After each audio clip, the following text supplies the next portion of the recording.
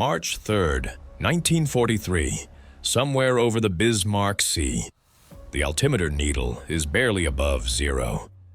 A B-25 Mitchell thunders just a few dozen feet over white-capped water, the sea so close the spray looks like it's reaching up to grab the wings.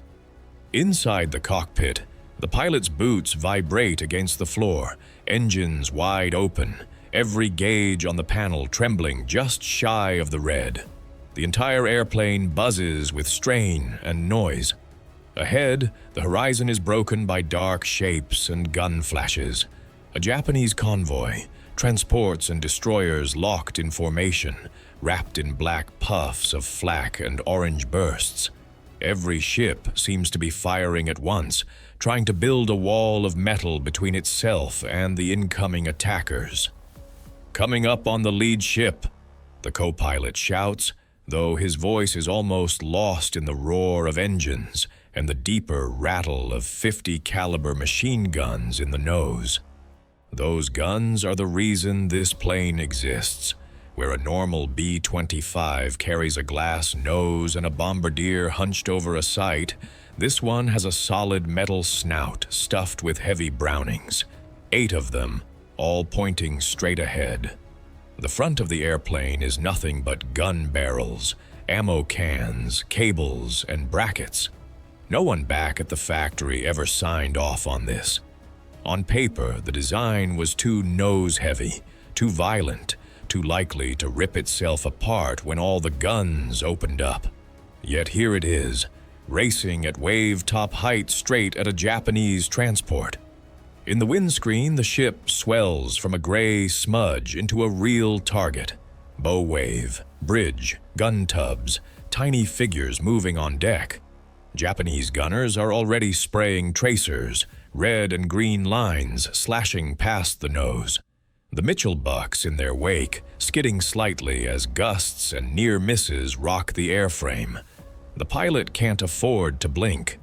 In just a few seconds, he has to ride this impossible gunship through the fire, hose down the decks with his forward guns, drop his bombs low enough to bounce them off the sea like stones, and then yank the entire aircraft away before the blast reaches him. It's the kind of attack that sounded like madness in a briefing room.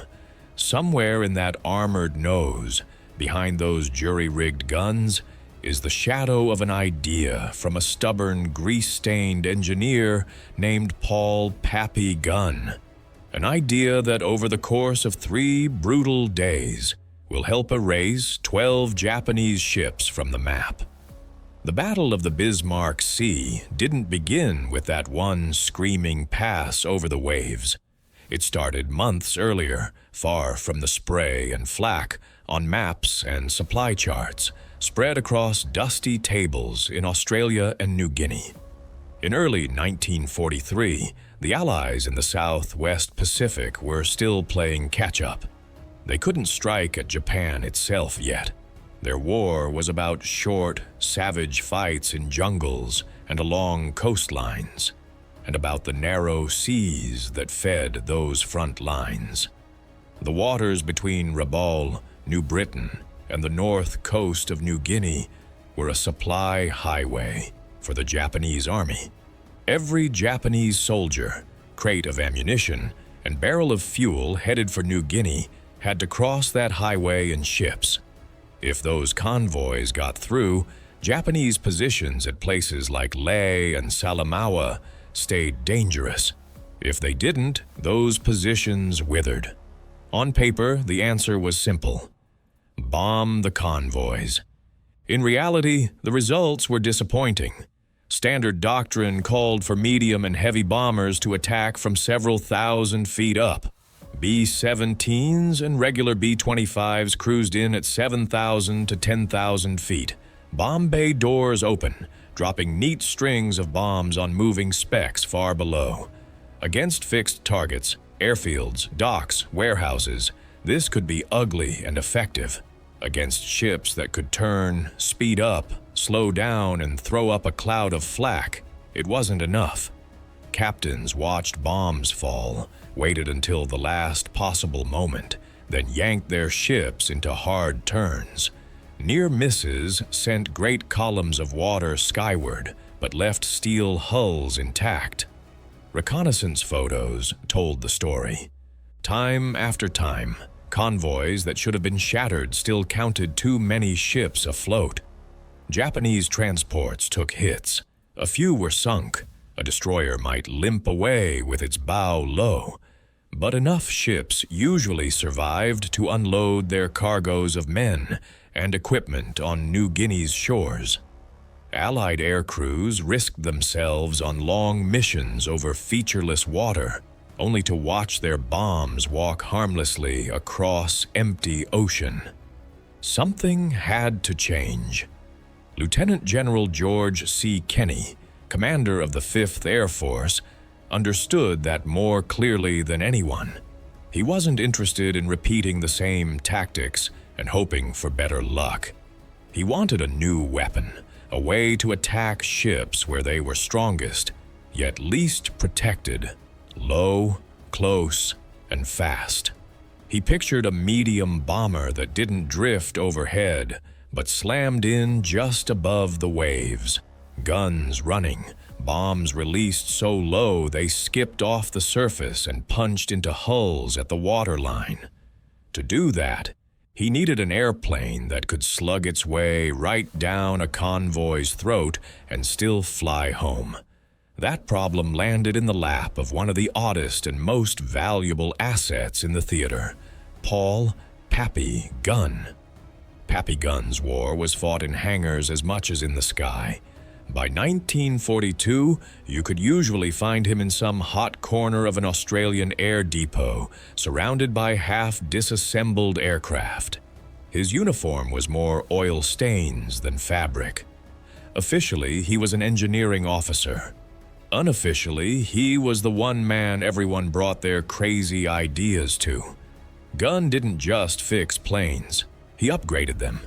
He looked at factory-fresh designs and saw blank canvases. His favorite question, asked with a cigarette dangling from his mouth, was, "What if we make it meaner?" He'd already tested that philosophy on the A-20 Havoc, packing extra .50 caliber guns into its nose and turning it into a nasty, low-level strafer. The modified A-20s came back with paint, scorched off their noses and gun barrels glowing, but the crews loved them. They could shred barges, trucks, and airstrips in a way stock aircraft couldn't. So when Kenney went hunting for a commerce destroyer to tear up shipping, Gunn's eyes settled on the B-25 Mitchell. It had range, a decent bomb load, and a reputation for being tough. It also had a roomy nose that, in his mind, was wasted on glass and a bombardier's bench. The first conversion looked like something between genius and madness. Gunn's men stripped off the glazed nose and replaced it with a metal shell. They started with 4 .50 cal Brownings up front, then 6, eventually 8, all pointing forward. Ammo boxes were jammed into every spare corner, belts of ammunition curved through homemade chutes, cables were rerouted, space that had once held a bombardier now held firepower. They yanked out the belly turret and other equipment to save weight, but when the modified Mitchell sat on the runway, it still looked like it wanted to fall on its face. From some angles, it seemed to be leaning toward its own nose, eager to jump. The first time they fired all the guns at once, it almost destroyed itself. On a remote strip, Gunn lined up on a practice target and squeezed the trigger. The forward guns erupted in a continuous blast. Inside, the entire nose shook so hard it blurred. Outside, rivets around the gun mounts popped and panels visibly vibrated. A crewman watching from the ground swore the airplane's nose dipped like a boxer taking a punch. When word of the experiment reached stateside engineers, their judgment was harsh. On paper, this version of the B-25 was unbalanced, overstressed, and dangerous. Too much weight and recoil up front, too much strain on the airframe. It was stamped, unofficially at least, as impossible. But Japanese convoys weren't waiting for a perfect design.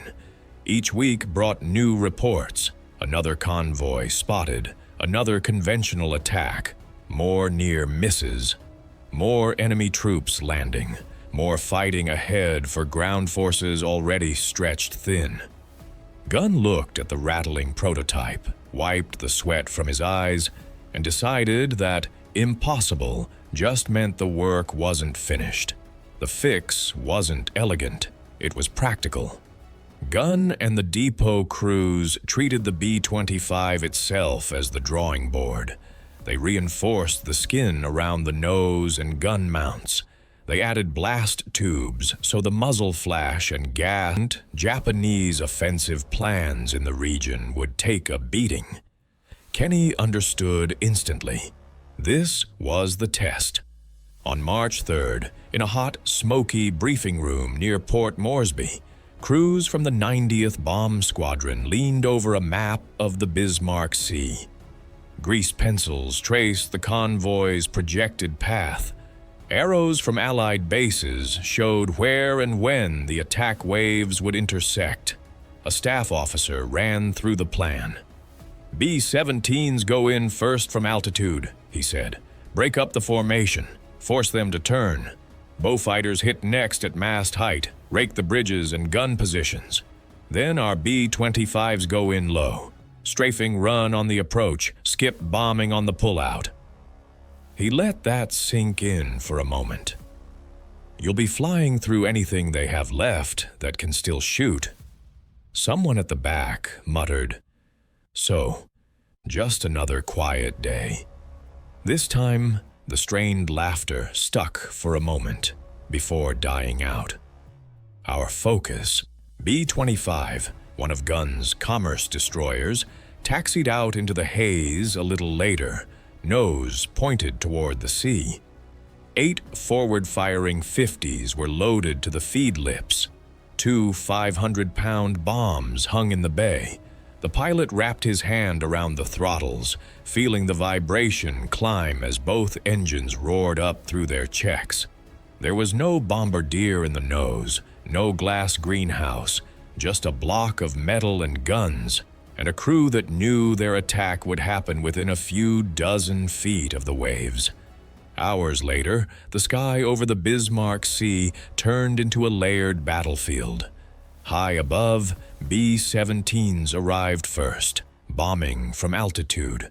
Not to sink everything themselves, but to blow holes in the formation and force the convoy to maneuver. Columns of water and bursts of spray marked where their bombs fell.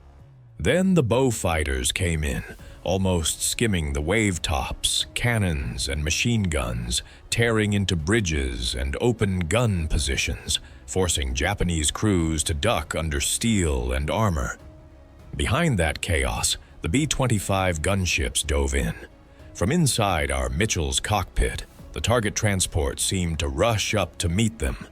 The pilot lined up the nose and opened fire. 8 Brownings spat streams of tracers down the deck, walking fire from bow to stern. Men on the ship scattered or fell. Gun mounts sparked and vanished in bursts of debris. Spray peppered the windscreen. The ship loomed larger. There was no room for second guessing.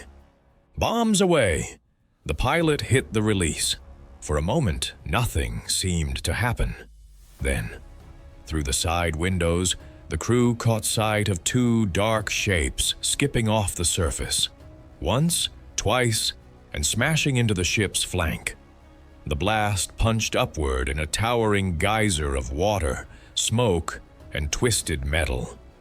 The Mitchell jolted as the shock wave caught it.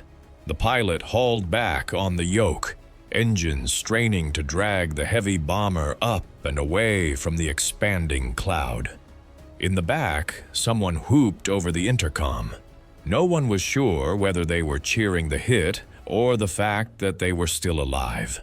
They weren't the only ones. B-25s and A-20s all along the convoy were running the same deadly pattern, strafing runs, skip bombs, near misses, and direct hits. Some aircraft limped away. Some never came back. But one by one, Japanese transports took hits they couldn't survive. Destroyers burned and slowed, then stopped. By the end of March 3rd and into March 4th, the Bismarck Sea was streaked with oil and floating wreckage. The 8 transports were gone. 4 of the 8 destroyers had been sunk. The others were damaged and fleeing, rescuing survivors when they could. 12 ships in roughly 3 days. One impossible gunship was just a single participant in that storm. But together, the modified B-25s proved that Pappy Gunn's wild idea could change the course of a battle. News of the convoy's destruction spread quickly. In New Guinea, ground commanders suddenly faced fewer reinforcements across the lines. Later analysis showed what the wreckage already suggested. Thousands of troops and their supplies had gone down with those ships. An entire Japanese reinforcement plan had been gutted in a single air campaign. For the 5th Air Force, something else had changed. The old jokes about dropping eggs from 10,000 feet and hoping faded. Crews had seen what low-level gun-heavy attacks could do when practiced and coordinated. The Strafer B-25s and their A-20 cousins weren't oddities anymore. They were essential. On the other side of the Pacific, in offices far from the spray and flak, some of the same people who had dismissed Gunn's design now read the after-action reports. The unsafe nose-heavy Mitchells, the impossible modifications, had just helped erase 12 ships in one operation. Before long, factory-built Strafer versions of the B-25 rolled off assembly lines with gun noses and even heavier forward armament. What started as a field hack became official. From that point on, every Japanese convoy commander in the Southwest Pacific had to plan for a new threat. Bombers that might not appear as specks high overhead, but instead come roaring in at eye level. Noses full of guns, with bombs that didn't fall, they skipped. Paul Pappy. Gunn didn't finish the war with a wall full of victory flags. He finished it as a legend among the men who flew his machines. Pilots talked about the wiry officer who could look at a damaged bomber and see a new kind of weapon hidden inside it. In aircrew bars and tent cities, his name became a shorthand for doing what the manuals said you couldn't. The Strafer B-25s he helped create left their fingerprints on future attack aircraft. Heavier forward firepower, aggressive low-level tactics, and the idea that sometimes the safest way through a threat is straight at it. The Battle of the Bismarck Sea remained Exhibit A, that one impossible idea, pushed through by a handful of determined people, could tilt an entire campaign. In the end, it was a small fleet of modified bombers and one mechanic's stubborn dream that turned a Japanese convoy into a graveyard. Stories like this are drawn from wartime records and memoirs, with some dialogue and small details dramatized for the sake of storytelling. If you'd like to hear more forgotten World War II stories, innovations, and close calls, hit like, subscribe, and let us know in the comments what we should cover next, and where in the world you're watching from.